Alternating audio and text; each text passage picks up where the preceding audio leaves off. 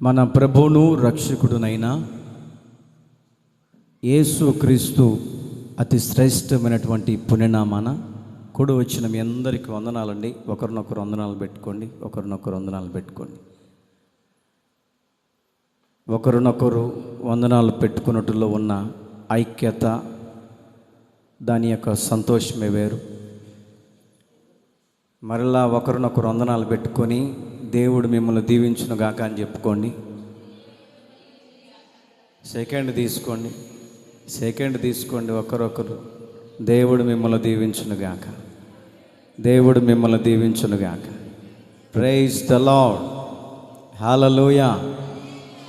ఎంత సంతోషం అంటే అంత సంతోషం. ఇప్పుడు దాకా ఏదో పోగొట్టుకొని వచ్చిన వాళ్ళలాగా కూర్చున్నారు.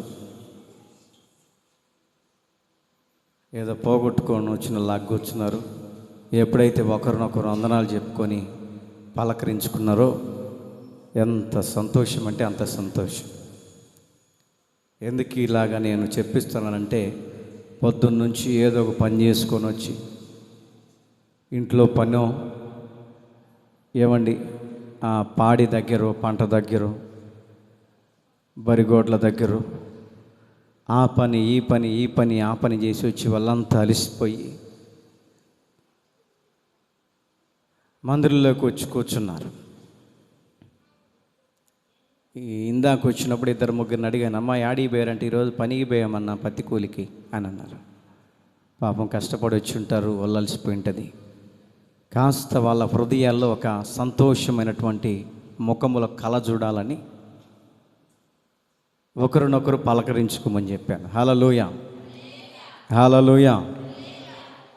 బైబిల్ నుంచి ఒక మాటను మనం చదువుకుందాం. గడిచిన వారంలో మీకు చెప్పినటువంటి పొద యొక్క అనుభవాలు ఎలాగుంటుందో కొన్ని మాటలు మీకు నేను వివరిస్తాను. అపోస్తల కార్యం 7వ అధ్యాయం 30వ వాక్యాన్ని చదువుకుందాం. 40 ఏండ్లైన పిమ్మట సీనాయి పర్వతమనబడినటువంటి అరణ్యమందు ఒక పొదలోని అగ్ని జ్వాలలో ఒక దేవదూత అతనికి కనపడింది. చాలండి, శ్రద్ధగా దేవుని వాక్యాన్ని వినండి. కొద్దిసేపు శ్రద్ధగా వాక్యం వినుటలో ఎన్నో ఆశీర్వాదాలు ఉన్నాయి. నోట్స్లో రాసుకుంటే వర్షం పడినప్పుడు తడిచిపోతుంది. హృదయం అనే పలక మీద రాసుకుంటే మన హృదయాల్లో ఆనందం కలుగుతుంది. హల్లెలూయా. సంతోషం కలుగుతుంది. ఆ మాటలు పదే పదే మనల్ని గుర్తు చేస్తుంటాయి. ఆ మాటలు మనల్ని పదే పదే పలకరిస్తుంటాయి.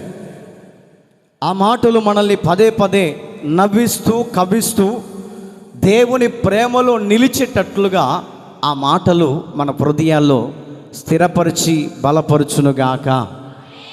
ఇక్కడ రాయబడినటువంటి మాటను గమనిస్తూ ఉంటే 40 సంవత్సరాలైనటువంటి తర్వాత పర్వతమందు ఒక పొదలోని అగ్ని కనపడుతూ ఉంది.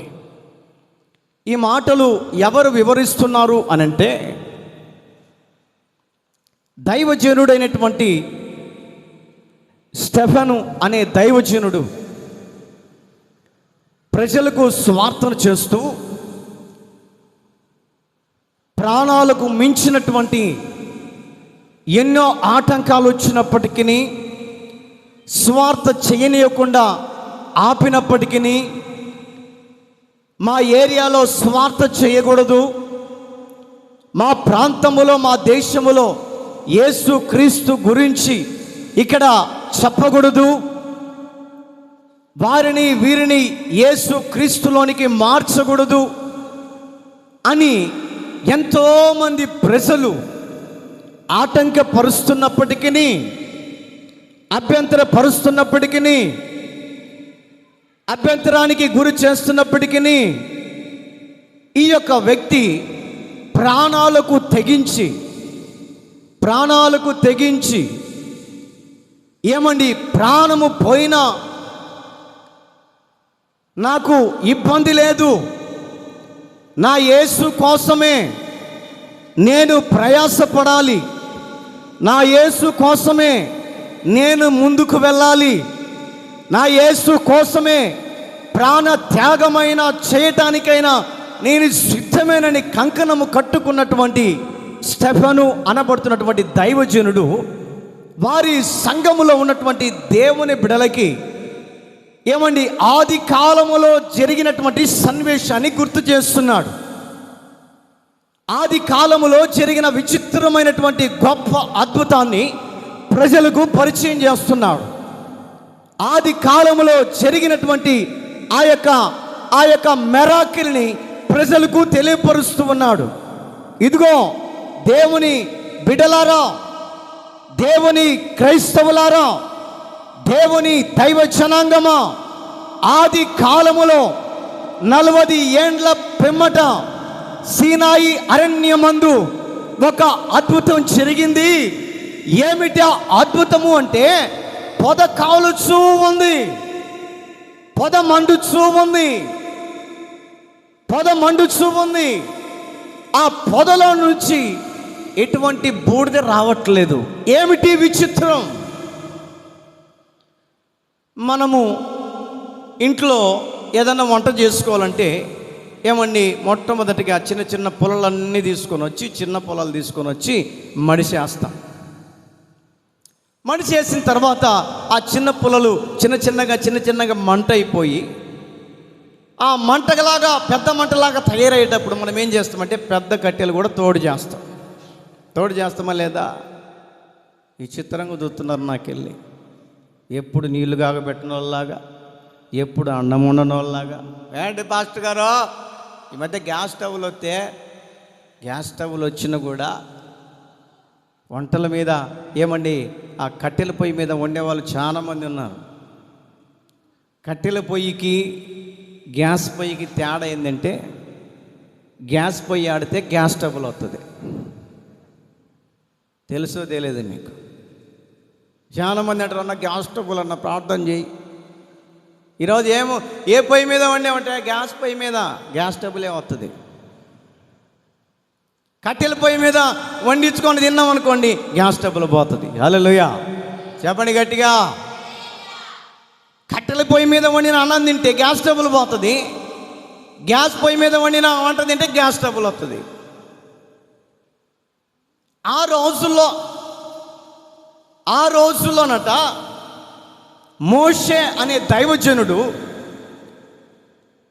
అరణ్యవాసిగా ఉంటున్నప్పుడు, అరణ్యములో తన జీవితాన్ని కొనసాగుతున్నప్పుడు, అరణ్యములో గొర్రెలు కాసుకుంటున్న సందర్భాలలో ఒక విచిత్రం కనబడుతుంది. ఆ విచిత్రాన్ని ఈ స్టెఫెను అనే దైవజనుడు ఆది కాలములో జరిగినటువంటి మెరాకిల్ని ఆ విశ్వాసులకు తెలియపరుస్తున్నాడు. ఇదిగో విశ్వాసులారా, ఆది కాలములో ఈ రీతిగా జరిగింది, ఈ రీతిగా ప్రదర్శనలు జరిగాయి, మెరాకిల్ జరిగింది. మీరు తెలుసుకోనండి, మీరు గుర్తు చేసుకోనండి అని స్టెఫెను అనే దైవజనుడు 40 సంవత్సరాల కిందట జరిగినటువంటి సన్నివేశాన్ని ప్రజలకు పరిచయం చేస్తున్నాడు. పరిచయం చేస్తూ ఆ విచిత్రం ఏమిటో, ఆ గొప్పతనం ఏమిటో ఎప్పుడు చూడని, కని విని ఎరుగని రీతిలో ఆ విచిత్రాన్నట మోషే అనే దైవజనుడు నిలబడి చూస్తూ ఉన్నాడట. ఒక పక్క గొర్రెలు కాసుకుంటున్నాడు, మరొక పక్క ఆ విచిత్రాన్ని చూస్తూ ఉన్నాడు. నేను చాలా కొండలు తగలబెట్టడం చూశాను, కానీ ఇదేంటి ఒక గుంపుగా తయారయ్యి, ఒక పొదలాగా తయారయ్యి బూడిద కావట్లేదేంటి? ఏమిటి విచిత్రం? ఏమిటి ఈ గొప్ప అద్భుతం అని ఆ మోషే అనే దైవజనుడంట దగ్గరికి వెళుతూ ఉన్నాడంట. దగ్గరికి వెళుతూ ఉండేసరికి ఆ పొదలో నుంచి ఒక స్వరం వినపడుతుంది.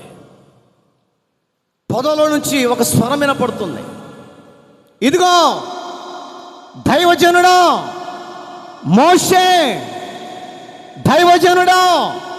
మోషే, నీవు నిలబడినటువంటి స్థలము పరిశుద్ధమైనది. కొట్టు చప్పట్లు గట్టిగా కొట్టాలా. ప్రైజ్ ది లార్డ్, హల్లెలూయా. నీవు నిలబడిన స్థలం పరిశుద్ధమైనది. అటు ఇటు చూశాడు. ఏంటబ్బా, నాకేమన్నా పీడకలలాగుందా ఏంటి? నాకు ఒక స్వరం వినపడుతుంది. ఏదోలో భ్రమలో, రాత్రి ఏదో భ్రమలో ఉండుంటాను, ఆ భ్రమ నాకు గుర్తు చేసి ఉంటుంది అనుకొని ఈ వ్యక్తి మరలా దగ్గరికి పోవటం ప్రారంభించాడు. మరలా ఒక స్వరం వినపడుతుంది. ఇదిగో దైవజనుడా మోషే, నీవు నిలబడినటువంటి స్థలం పరిశుద్ధమైనది. ఏంటబ్బా, ఎవరో ఒక వ్యక్తి మాట్లాడుతున్నట్టున్నాడే, ఒక మనిషి మాట్లాడుతున్నట్టు నాకు వినపడుతుంది. ఒక మనిషి ఎవరితోనో మాట్లాడుతున్నట్టు, ఎవరినో పరికలిస్తున్నట్టు, ఎవరినో గద్దిస్తున్నట్టు వినపడుతుంది. ఏమిటి స్వరం? ఏంటోలే అన్నట్లుగా మరలా దగ్గరికి వెళ్తున్నాడంట. మరలా ఒక స్వరం, మోషే, నీవు నిలబడిన స్థలం పరిశుద్ధమైనది, నీ కాళ్ళకున్నటువంటి చెప్పులు విడువు. ఎవరో గద్దించినట్టు గట్టిగా మాట్లాడేసరికి అమాంతంగా అదురుపోయాడట. నేను నిలబడిన స్థలం పరిశుద్ధమైనదా? ఈ స్థలాన్ని చూస్తే రాళ్ళ తొప్పలతో ఉందే, ఈ స్థలాన్ని చూస్తే రాళ్ళు రప్పలు, ఆ గడ్డి మొలకలన్నీ మొలిసే ఉన్నాయి. ఇది పరిశుద్ధమైనదా? దేవుడు ఎక్కడ నివసిస్తాడో అక్కడ పరిశుద్ధమైనటువంటి జనాంగం నివసిస్తారు. కొట్టు చప్పట్లు గట్టిగా. ప్రైజ్ ది లార్డ్, హల్లెలూయా. బైబిల్లో ఒక చోట రాయబడింది, ఎవరైతే 2-3 నా నామమున కూడి ప్రార్థన చేస్తారో వారి మధ్యలో నేను నిలిచి ఉంటాను. అంటే ఎవరైతే భక్తులుగా పిలువబడి, ఎవరైతే దేవునికి ఇష్టలుగా పిలువబడి, ఎవరైతే భక్తి జీవితానికి దేవునికి అనుసంధానమైనటువంటి విధానములు నడిపించబడతారో నేను వారి మధ్యలో ఉంటాను, వారి మధ్యలో నివాసం చేస్తాను, వారితో ఏకీభవిస్తాను, వారిలో నేను ఆరాధికుడిగా నేను నిలిచి ఉంటాను అని దేవుడు మనతో మాట్లాడుతూ ఉన్నాడు. ఈ సమయంలో దేవుడు మన మధ్యలో ఉన్నాడా లేడా? చెప్పండి, మీరు చెప్పాలి. ఉన్నాడా లేడా? ఒక ఆయనట యేసన్న గారి దగ్గరికి వచ్చి ఏమంటే యేసన్న గారా, ఏంటో చెప్పు బాబా అన్నాడట. అసలు ఇంతకు దేవుడు ఉన్నాడంటవా అన్నాడంట. అదేంటండి, దేవుడు లేకపోతే మనం ఎలా జీవిస్తాం? దేవుడు లేకపోతే మనం ఎలాగుంటాం? దేవుడు ఉండబట్టే కదా నువ్వు ఉన్నది. నేనంటే యేసన్న గారండి, నేనైతే నమ్మను.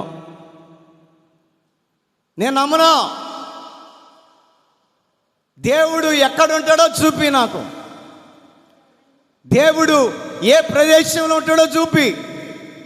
అసలు దేవుడు లేనే లేడు అని యేసన్న గారి దగ్గర ఒక మొండోడు, ఎవరో మొండోళ్ళు, మాకు కూడా తగులుతుంటారు అక్కడక్కడ మొండోళ్ళు, ఒక రాగానికి వదిలిపెట్టరు. ఎప్పుడు మాట్లాడినోడు మొండోడు కూడా ఆ రోజు మాట్లాడుతూ ఉంటాడు. ఎప్పుడో ఒక సుక్క వేసుకున్నప్పుడు. ఎప్పుడండి? నేను ఎదురు పడితేనే కనీసం వందనాలు కూడా చెప్పడు. కడుపులో ఒక కత్త 2 సుక్కలు పడ్డారంటే ఆ రోజు పాస్టర్ గారు గుర్తొస్తారు. ఏమండి పాస్టర్ గారు గుర్తొచ్చి ఇంకా ఏమండి లేనిపోని ప్రేమ, లేనిపోని ప్రేమ, తెగ ప్రేమిస్తూ అలా ఇలా ఇలా అలా చేద్దాం ఇలా చేద్దాం అలా చేద్దాం. అవన్న కాంతి దిగిపోయింది అనుకోండి, అడ్రస్ ఉండేవాడు ఏడరు వాడు ఇందాక దాకా మాట్లాడి ఎట్టబడినట్టు ఇంకేడుంటాడు, ఉరుకో ఏంది బ్రదరు మొన్న ఏదో మాట్లాడావు అది చేయాలి ఇది చేయాలని ఒకటి. అప్పుడు ఏందో కొద్దిగా సుక్కేసుకున్నా, సుక్కేసుకున్నావే. అలాగనే యేసన్న గారి దగ్గరికి వచ్చి ఒక అతను అడుగుతున్నాడంట, దేవుడు అనేవాడు ఉంటే నాకు చూపి.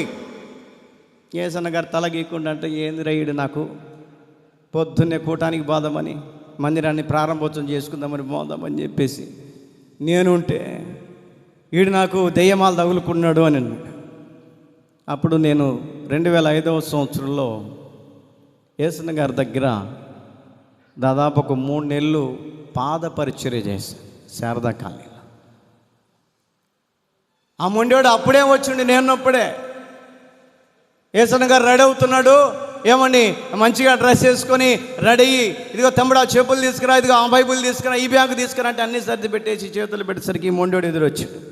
దేవుడు అనేవాడు ఉంటే నాకు చూపి,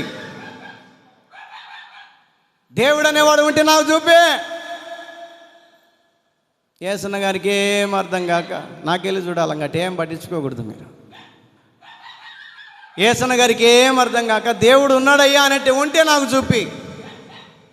కొద్దిగా బయటికి వెళ్ళి అరసన్నట, బయటికి వెళ్ళి ఉంటే నాకు చూపి అని అన్నాడంట.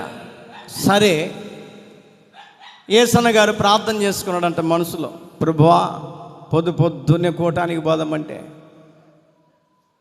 ఈ మొండోడు నాకు ఎదురైండు, దేవుడుంటే చూపి దేవుడుంటే చూపి అంటున్నాడు.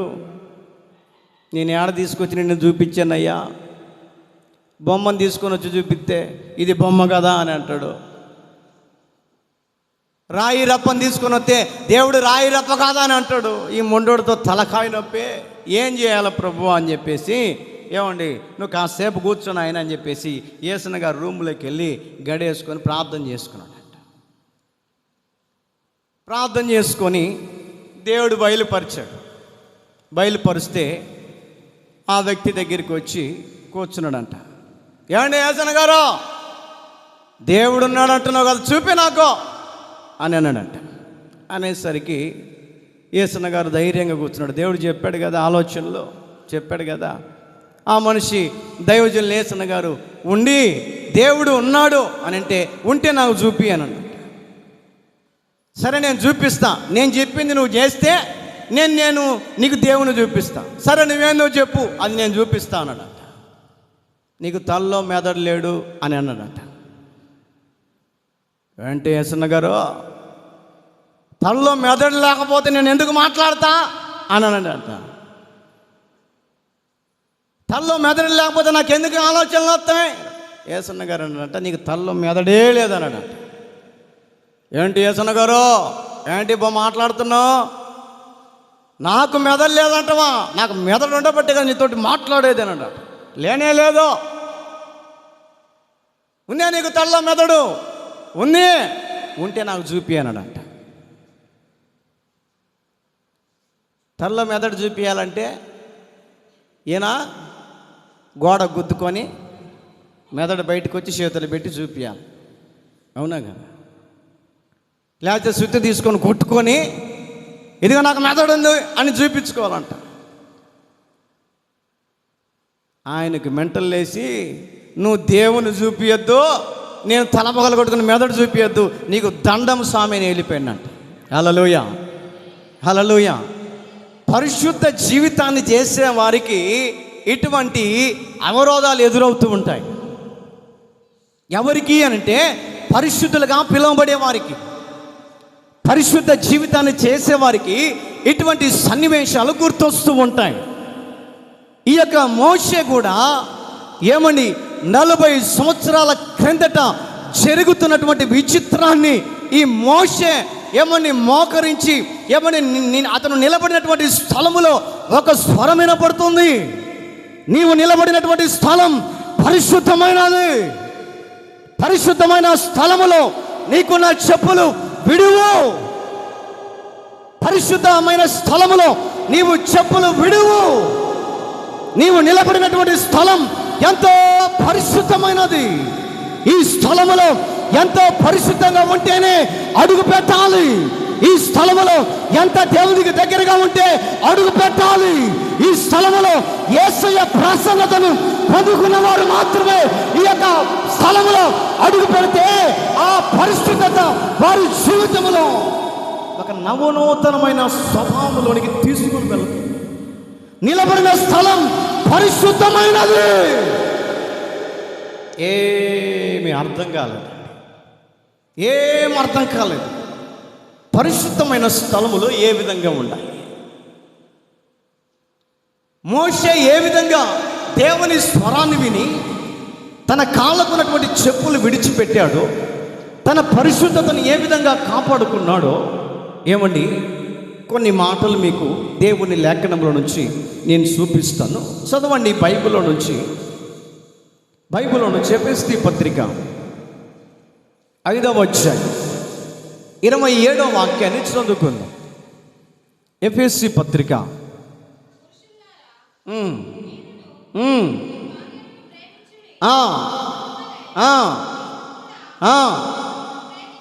క్రీస్తు కూడా సంఘమును ప్రేమించి అది కలంకమైనను ఏదైనను లేక పరిశుద్ధమైనది. కానీ మాట గమనించండి, పరిశుద్ధమైన స్థలములో అడుగు పెట్టే ప్రతి వ్యక్తి కూడా ఈ మాటను గమనిస్తూ ఉంటే పరిశుద్ధమైనదిగాను, అయిపోయిందమ్మా, నిర్దోషమైనదిగాను, మహిమ కలిగిన సంఘముగా ఆయన తన ఎదుట నిలవబెట్టుట కొరకై మిమ్మల్ని అందరినీ ఏం చేస్తున్నాడంటే వాక్యమనే ఉదక స్నానము చేత దేవుడు మిమ్మల్ని పరిశుద్ధపరుస్తున్నాడు. కొట్టు చప్పట్లు గట్టిగా. Praise the Lord, praise the Lord. పరిశుద్ధమైనటువంటి స్థలములో అడుగు పెట్టే ప్రతి వ్యక్తి జీవితంలో ఉండవలసినటువంటి క్వాలిటీస్ ఏంటంటే ముడత తాగులేని సంఘముగా. ముడత తాగులేని సంఘముగా అంటే పరిశుద్ధుడైన దేవుడు ఆకాశమును విడిచిపెట్టి ఏమని మధ్య ఆకాశానికి వచ్చి సిద్ధపడినటువంటి సంఘ వధువైనటువంటి మనలందరినీ పరిశుద్ధ కొరకై, మనలందరినీ ఆయత్వ పరిశుద్ధ కొరకై, మనలందరినీ దేవునితో పాటు యేసయ్య అనబడుతున్నటువంటి పెండ్లి కుమారుడైనటువంటి యేసు క్రీస్తుతో పాటు మనము నిలవాలి అంటే ఎలా ఉండాలో తెలుసా? పరిశుద్ధమైన సంఘముగా. పరిశుద్ధమైన సంఘం, పరిశుద్ధమైన సంఘం ఏ విధంగా ఉండాలంటే ముడతలేని సంఘముగా ఉండాలా. ముడతలేని సంఘం, కలంకము లేని సంఘం, ఎటువంటి దేవునికి అయిష్టమైనటువంటి కార్యము లేని సంఘముగా ఎప్పుడైతే మనం ఉంటామో ఆ పరిశుద్ధుడైనటువంటి దేవుడు మన మధ్యలోకి వచ్చి మధ్యాకాశానికి వచ్చి బూర ఊదినప్పుడంట ఎవరైతే సిద్ధపడి ఉంటారో వారందరూ దేవునితో పాటు కొనిపోబడుదురుగాక. హల్లెలూయా, హల్లెలూయా. వాక్యమనే ఉదక స్నానము చేత, వాక్యమనే ఉదక స్నానము చేత మనల్ని ఏం చేస్తాడంటే పరిశుద్ధపరుస్తాడు.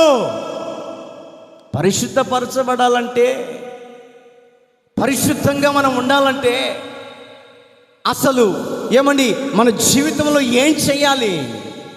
పరిశుద్ధమైనటువంటి జీవితమును చేసే వ్యక్తులు ఏ విధంగా ఉండాలి? మొట్టమొదటిగా పరిశుద్ధతను నీవు ధరించుకోవాలి అంటే తండ్రి కుమార పరిశుద్ధాత్మనామములో బాప్తిసం తీసుకునేవారిగా ఉండాలి. బాప్తిసం తీసుకునేవారిగా, బాప్తిసం తీసుకునేవారిగా అంటే నీవు పరిశుద్ధుల లిస్టులో నువ్వు చేర్చబడాలంటే మొట్టమొదటిగా నీవు పరిశుద్ధుల లిస్టులో చేర్చబడాలంటే బాప్తిసం తీసుకుని ఉండాలి. బాప్తిసం తీసుకోవాలి. బాప్తిసం తీసుకున్నామయ్యా, మరి మేము దేవుని దగ్గరికి వెళతామా అని అంటే కుదరదు. బాప్తిసం తీసుకున్నాము, ఇంకా ఆదివారం ప్రార్థనకు రావట్లేదు. బాప్తిసం తీసుకున్నాం, సంవత్సరాల తరబడి దేవునికి దూరం అయిపోయాం. బాప్తిసం తీసుకున్నాం, ప్రభు బలారాధనకి నెలలు దూరం అయిపోయాం. మేము కూడా పరిశుద్ధ జీవితంలో ఆ లెక్కలో, ఆ లిస్టులో మేము కూడా చేర్చబడతామా అని అంటే కుదరదు. పొరపాటునే కుదరదు. అందుకనే మోషేతో దేవుడు చెప్తున్నాడు, మోషే, నీవు నిలబడినటువంటి స్థలం పరిశుద్ధమైనది. నీ కాళ్ళకున్నటువంటి అపవిత్రమైనటువంటి నీ కాళ్ళకున్నటువంటి చెప్పులు విడువు. నీ కాళ్ళకున్నటువంటి ఆ మస్సు మలినాన్ని తీసివేయి. నీ కాళ్ళకున్నటువంటి అపవిత్రమైనటువంటి చెప్పులను విడిచి పరిశుద్ధమైన స్థలములో నీవు అడుగు పెట్టితే ఆ పరిశుద్ధుడైనటువంటి దేవుడు నిన్ను కూడా పరిశుద్ధపరచాలని, నిన్ను కూడా పరిశుద్ధపరచి వధువు సంఘంగా నిలబెట్టాలని దేవుడు నీతో మాట్లాడుతున్నాడు. మోషే, నీ కాళ్ళకున్న చెప్పులు విడువు. క్రీస్తునందు ప్రియ దేవుని బిడ్డలారా, ఈ రాత్రికాల సమయంలో దేవుడు ఒక పరిశుద్ధమైన జీవితాన్ని దేవుడు మనలో కోరుకుంటున్నాడు. దేవుడు వచ్చేటప్పటికి ఒక పరిశుద్ధమైనటువంటి వధువుగా, వివాహము కొరకై, వరుడు కొరకై ఏ విధంగా ఒక వధువు సిద్ధపాటు కలిగి ఆయన్ను అంగీకరించడానికి, ఆయన్ను స్వీకరించడానికి, ఆయనను ఏ విధంగా పెళ్ళాడటానికి ఒక వధువు ఎలాగ పరిశుద్ధమైనటువంటి అలంకరణతోటి, వస్త్రాలతోటి, అలంకరణతో ఏ విధంగా అలంకరించబడుతుందో, దేవుని నమ్ముకున్నటువంటి బిడ్డ కూడా ఒక వధువులాగా అలంకరించబడాలంట. హల్లెలూయా, హల్లెలూయా. అలంకరించబడాలి అంటే దేవుని పరిశుద్ధ జీవితానికి మనము ఏమండి సిద్ధపాటు చేసుకోవాలి. ఎస్తేరు విషయంలో ఒక మాటను గమనిస్తూ ఉంటే, ఎస్తేరు గ్రంథములో అంటున్నాడు, ఏమండి రాజు దగ్గర సిద్ధపడటానికి రాజు ఏమండి రాణిగా ఏమండి ఏర్పాటు చేసుకోవడానికి అనేక మంది వచ్చారంట. కానీ అనేక మంది వచ్చినప్పటికీ వారి వారి విందుల ప్రకారం అలంకరించుకొని రాజు దగ్గరికి వెళ్తున్నప్పటికీ కూడా ఈ ఎస్తేరుని అడిగాడంట. ఎవరు అంటే రెడీ చేసే వ్యక్తి, సిద్ధపాటు చేసే వ్యక్తి అడిగాడట, అమ్మా నీకేమేమి అలంకరణ కావాలో చెప్పు. బంగారం కావాలా? ఇదిగో ఉంది మస్తుగా. జాలర్లు కావాలా? ఇక మస్తుగా ఉన్నాయి. కాళ్ళకు గజ్జెలు కావాలా? ఇదిగో మస్తుగా ఉన్నాయి.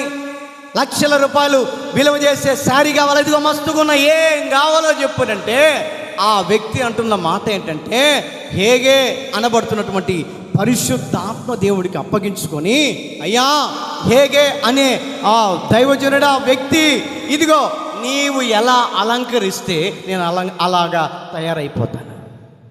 ఆయన అడిగాడు, నేను ఎంతోమందిని అలంకరించాను, మంచిగా సొమ్ము పెట్టుకున్నారు, మంచిగా అలంకరించబడ్డారు, నువ్వేంటి అలా మాట్లాడతావు? నీకేం కావాలో చెప్పు. ఆమెటది, నీవు ఎలా అలంకరిస్తే నేను అలా అలంకరించబడతానయ్యా. అంటే నీవు ఎలాగా తయారు చేస్తే నేను కూడా ఆ రీతిగా తయారు చేయబడతా. అంటే తన యొక్క ఏమండి దైనందిన జీవితంలో పరిశుద్ధతను కోరుకుంది. హేగే అనబడుతున్నటువంటి పరిశుద్ధాత్మ దేవునికి అప్పగించుకుంది.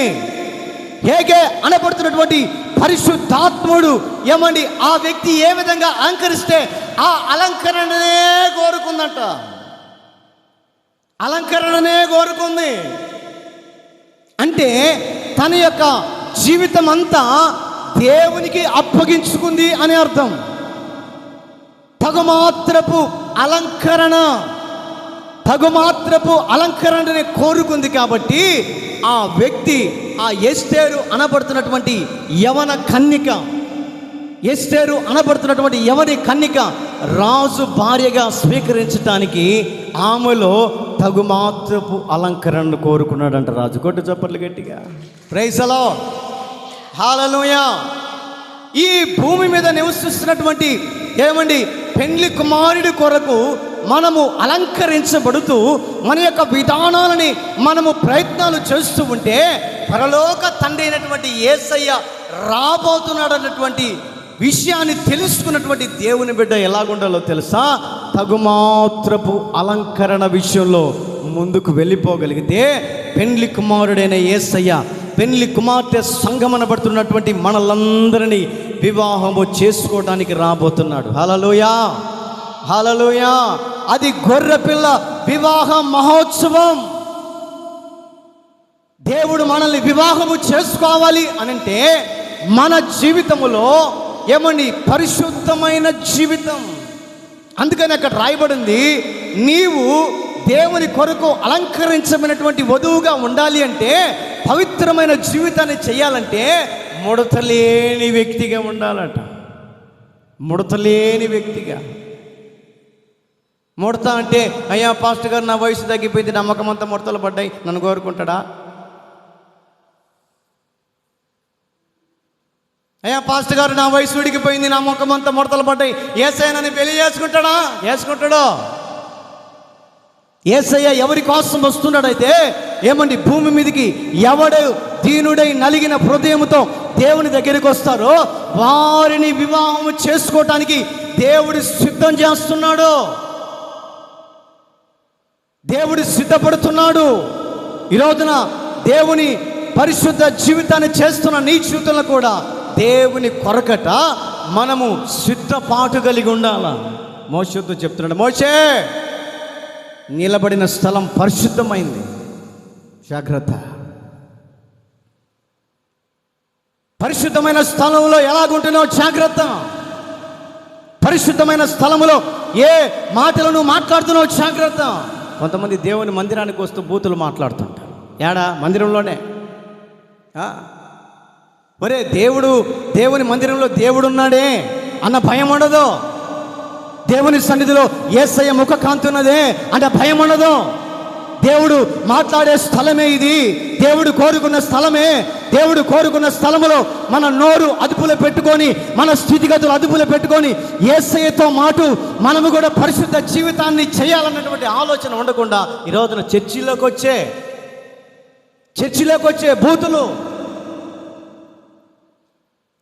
వచ్చే బూతులు మాట్లాడుతుంటారు. దేవుని మందిరంలోకి వచ్చి బూతులు మాట్లాడితే దేవుడు మీ నోరును కాలుస్తాడు, జాగ్రత్త.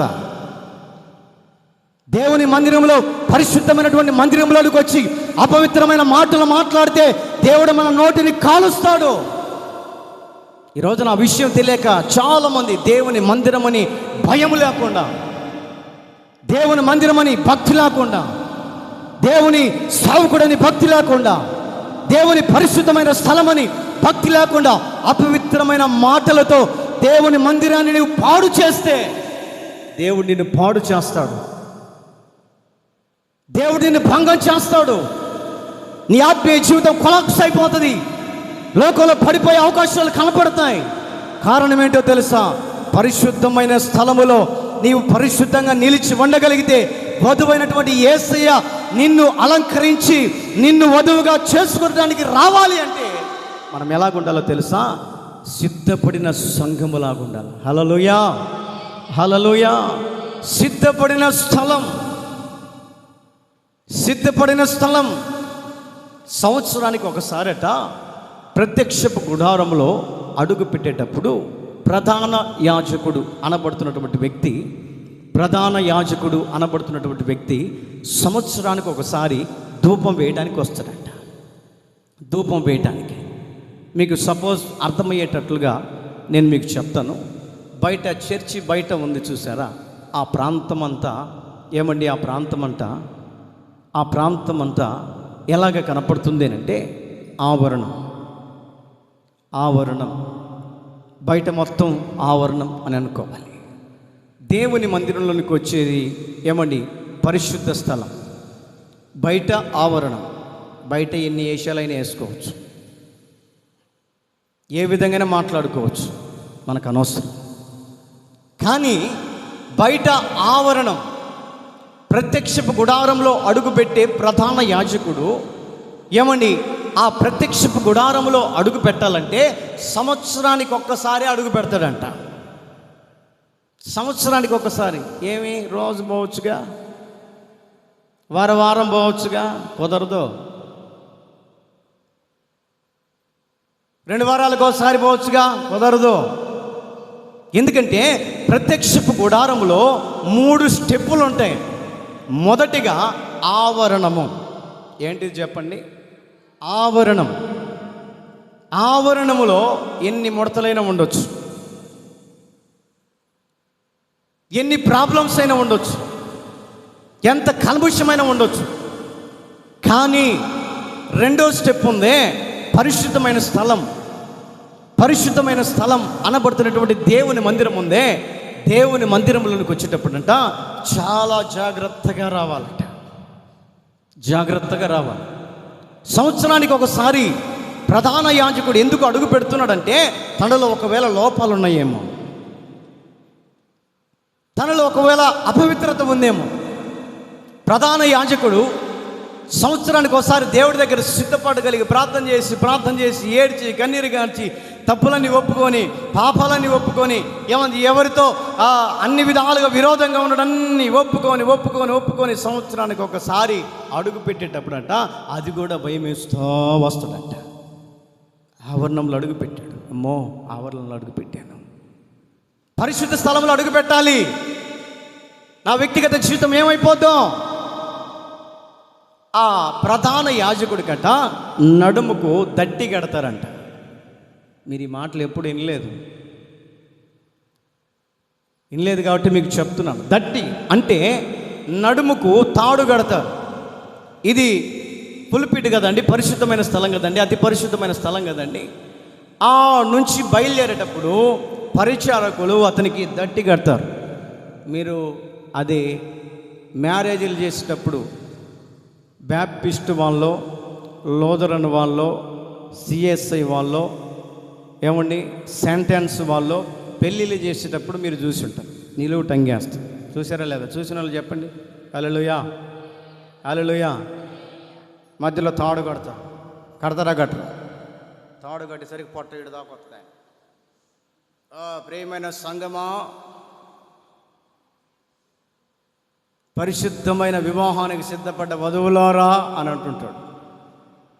పొట్టకు తాడు కట్టి, నల్ల తాడు కట్టేసి ఈ నుంచి అనదాకా బారుగా ఉంటుంది. ప్రధాన యాజకుడికి ఆవరణంలో అడుగుపెట్టి భయంతో వణుకుతో అడుగు పెట్టుకుంటూ వస్తాడు.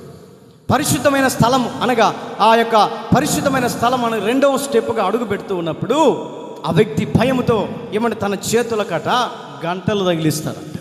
గంటలు, చేతులకు గంటలు ఉంటాయి. ఎందుకనంటే ఆ అతి పరిశుద్ధమైన స్థలములో అడుగు పెట్టేటప్పుడు ఆ ప్రధాన యాజకుల్లో కల్ముష్యం ఉంటే అక్కడికక్కడే చచ్చిపోతాడు. నేను కల్పించిన మాటలు కాదు, బైబిల్లో ఉన్న మాటలే మీకు చెప్పేది. అక్కడికక్కడికే మరణిస్తాడు. ఆ యొక్క ప్రధాన యాజకుడు ప్రార్థన చేసుకుంటూ వణుకుతూ భయంతో గడగడలాడుకుంటూ పరిశుద్ధమైన స్థలములో అడుగు పెడుతున్నప్పుడు ఆయనలో ఒక తెలియని ఒక ఆత్మ ఉద్రేకత, ఇంకా ఏమైనా లోపాలు ఉన్నాయేమో సరి చేసుకుంటూ ఏడ్చుకుంటూ కన్నీళ్లు గారుచుకుంటూ పరిశుద్ధమైన స్థలము అనబడుతున్నటువంటి దేవుని మందిరంలో అడుగుపెట్టాడు. ఇంకొక స్టెప్ ఉంది. చిన్నగా అతి పరిశుద్ధమైన స్థలంలోనికి వస్తున్నాడు. ఆల్రెడీ బయట ఆవరణంలో ఆ వ్యక్తికి తాడు కట్టి ఉంటారు కదా, ఆ తాడు ఒకవేళ ఈ వ్యక్తి చనిపోవటానికి కొన్ని చిహ్నాలు ఉంటాయి. ఎందుకంటే చనిపోయే వ్యక్తి ఏం చేస్తారంటే ఉన్న పాటునే ఒక్కసారి చేతులు ఇదిలించడమో కాళ్ళు అదిలించడమో ప్రాణాలు పోయేటప్పుడు కొటకలాడి చచ్చిపోతారు.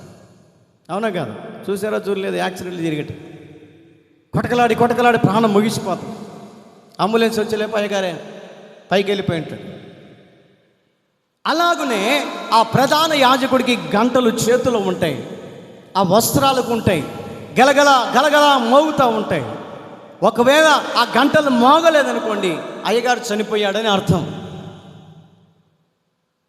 గంటలు మోగుతున్నాయి అని అనుకోండి, ఆ గంటలు మోగుతున్నాయంటే ఓహో బ్రతికే ఉన్నాడు.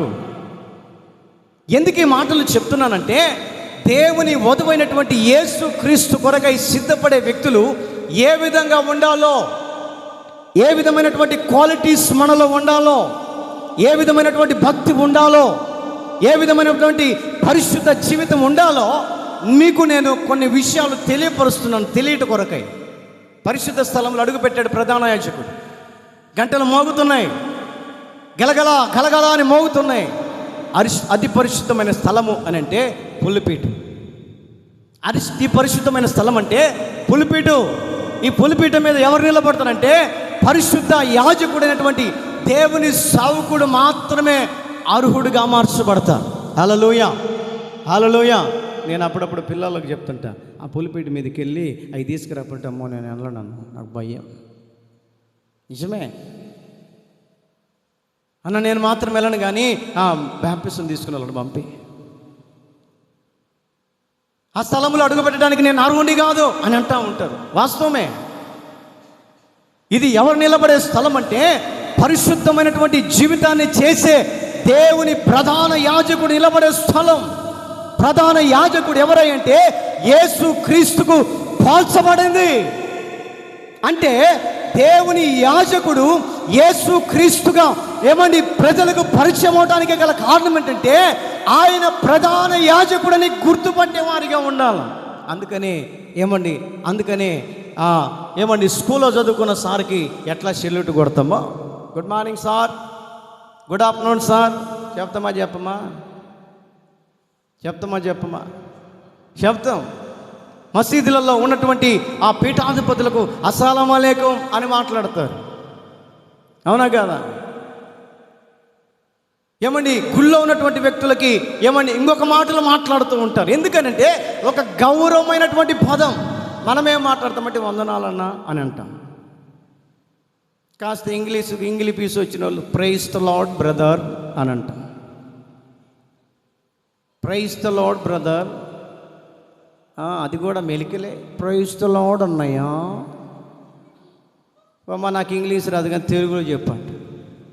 నాకు తెలుగు రాదన్నయ్య. అమ్మో, ఏం అమెరికాలో చదివి వచ్చింది. 10th క్లాస్ 2 సార్లే ఫెయిల్ అయింది.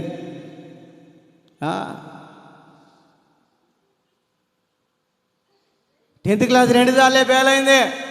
నేనన్నా 3 సార్లు ఫెయిల్ అయింది. హల్లెలూయా, హల్లెలూయా. 3 సార్లు 8 చదవలే, 9 చదవలే, జంపు 10వ తరగతి.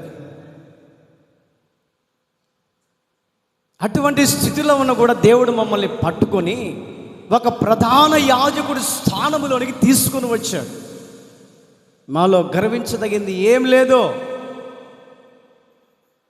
మాలో గొప్ప చెప్పుకోవడానికి ఏమీ లేదు. కానీ ప్రధాన యాజకుడు అన్నటువంటి వ్యక్తి గంటలు తగిలించుకొని అతనికి తాడు కట్టబడి పరిశుద్ధమైన స్థలములో ఉండి అతను ధూపమేషంత వరకు అతను బ్రతుకున్నాడంటే సంవత్సరం దాకా పోయే పనే లేదు ఇంకా. హల్లెలూయా, హల్లెలూయా. కారణం ఏమిటంటే అతి పరిశుద్ధమైన స్థలములో ఎంతో భక్తిగా ఉంటేనే అడుగు పెట్టాలా, ఎంతో భక్తిగా ఉంటేనే అడుగు పెట్టాలా. ఏంటయ్యా ప్రార్థనకు రాకూడదా అంటే, అబ్బా నేను రాలేనులే అన్న, వచ్చే సంవత్సరం మొత్తలే. ఎప్పుడో కిస్మిస్ పండక్కో, ఏ పండక్కో, కిస్మిస్ పండగ. అప్పుడు మందిరం ఫుల్ అయిపోతుంది. ఎప్పుడు రాని వాళ్ళందరూ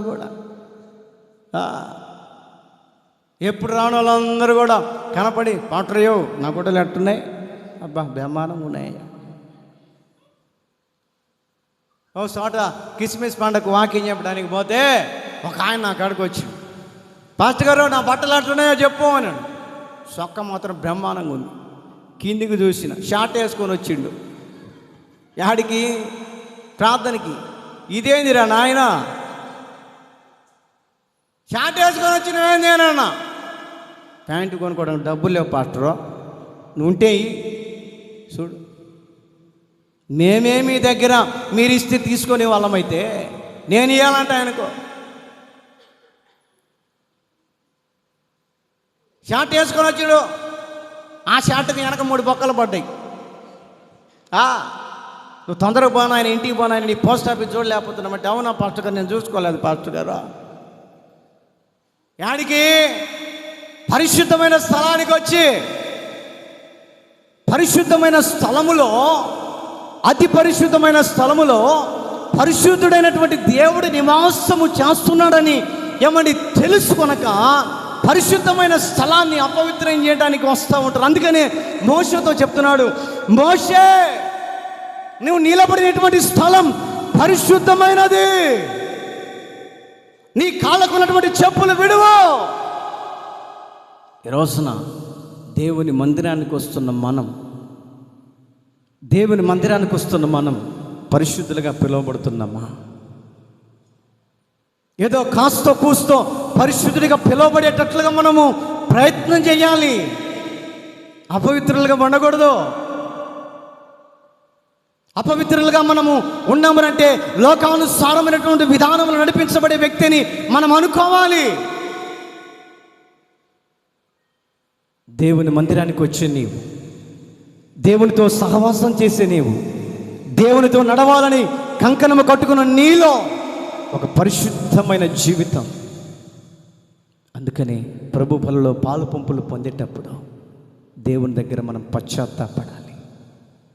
దేవుడికి చెప్పుకోవాలి, అయ్యా నీకు ఇష్టమైన కార్యాలు నేనేమైనా చేసి ఉంటే నన్ను క్షమించు, నడవడిక ద్వారా నిన్ను బాధ పెట్టానేమో క్షమించు, చూపు ద్వారా నిన్ను బాధ పెట్టానేమో క్షమించు, నా ప్రవర్తనను బట్టి నిన్ను కన్నీళ్లు తెప్పించానేమో నన్ను క్షమించు అని ఈ యొక్క శనివారపు ప్రార్థన మందిరానికి వచ్చిన నీ జీవితంలో ఒక పశ్చాత్తాపపు కన్నీళ్లతో యేసయ్య పాదాలు తడిపి నీవు ఉదయం కల్లా ఫ్రెష్ అయిపోవాలి.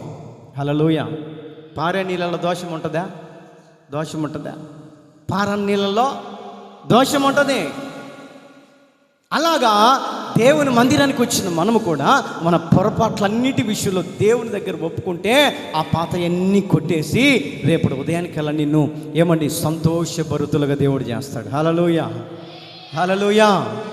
ఒకవేళ మనము దేవుని దగ్గర ఒప్పుకోకుండా ఉన్నామనుకోండి, వచ్చి బలలో పాలు పంపులు పొందాలన్నా కూడా మనసు ఏమంటుందంటే, ఇదిగో పలానా తప్పు చేసు, పో బయటికి, పలానా నేరారోపణ చేసు, పో బయటికి. నేరారోపణ చేస్తుంటుంది. అదే ఒప్పుకున్నాం అనుకోండి దేవునికి చెప్పుకుంటాం కాబట్టి దేవుడిని తప్పులు చూసి వాటన్నిటిని క్షమించి నిన్ను పరిశుద్ధమైనటువంటి నిష్కలంకమైన సంఘంగా, పరిశుద్ధమైన జీవితం చేసే వ్యక్తిగా దేవుడు నిన్ను తయారు చేస్తాడు. హల్లెలూయా. మనం ఎట్లా రావాలి దేవుని మందిరానికంటే మన కాళ్ళకున్న చెప్పులు విడిచిపెట్టి రావాలి. మన కాళ్ళకున్న చెప్పులు, మన స్వభావాలు. దేవుడు మనల్ని వివాహము చేసుకోవాలంటే ముడతైనను కలంకమైనను మరి ఏది నీ దగ్గర ఉండనివ్వకుండా ఒక పరిశుద్ధమైన సంఘంగా ఉంటే యేసయ్య రాబోతున్నాడు. రెప్పపాటులో రాబోతున్నాడు. ప్రకటన గ్రంథంలో ఒక మాట ఉంది, వాని క్రియలు చొప్పున జీతం ఇవ్వటానికి నా దగ్గర ఉంది. సిద్ధపడాలి. పరిశుద్ధమైన సంఘంగా సిద్ధపడాలి. పరిశుద్ధమైన జీవితాన్ని చెయ్యాలి. భూమి మీద బ్రతికిన 4 నెలలైనా కూడా అంశవలే బ్రతికి మనం చనిపోగలిగితే, చనిపోయినప్పుడు ఈ భూమి మీద నువ్వు కళ్ళు మూసినప్పుడు పరలోకంలో నువ్వు కళ్ళు తెరుస్తావన్న విశ్వాసాన్ని బ్రతికున్నప్పుడే నీవు సంపాదించుకుందువుగాక. పరిశుద్ధ జీవితం చేయుదురుగాక. పరిశుద్ధమైనటువంటి మార్గంలో మీరు నడుచుదురుగాక. దేవుడి మాటలు మన వినికిడిలో స్థిరపరిచి బలపరచునుగాక. తలలు వంచండి, కళ్ళు మూయండి, ప్రార్థన చేసుకుందాం.